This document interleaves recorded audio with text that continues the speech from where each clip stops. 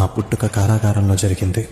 నేను ఈ భూమి మీద అడుగు పెట్టకముందే నన్ను చంపాలని చూశారు.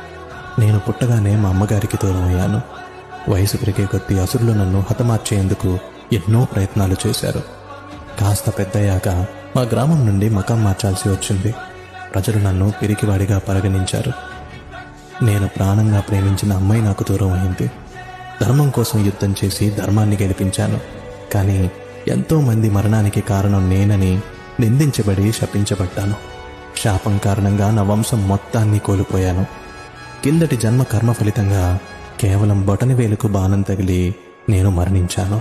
ఇంత జరిగినా నేనెప్పుడు ఫిర్యాదు చేయలేదు. ఎప్పుడు ఎవరి చెడు కోరుకోలేదు. మరి నువ్వెందుకు నీకొచ్చిన ప్రతి చిన్న కష్టాన్ని భారంగా తీసుకుంటున్నావు? నీకు నీ మీద నమ్మకం లేదా? లేదా నాపైన నమ్మకం లేదా? నువ్వున్న పరిస్థితులు నువ్వేంటి అన్నది చెప్పదు. నువ్వు నడుస్తున్న మార్గం వల్ల నీ వీధి నిర్వచించబడదు. నువ్వు తీసుకునే దశల ద్వారా నిర్వచించబడుతుంది. నీకు చెడు జరిగినంత మాత్రాన లేదా నీకు ఎవరైనా చెడు చేసినంత మాత్రాన కృంగిపోవనక్కర్లేదు. కర్మానుసారం జరగాల్సిందే తప్పక జరుగుతుంది.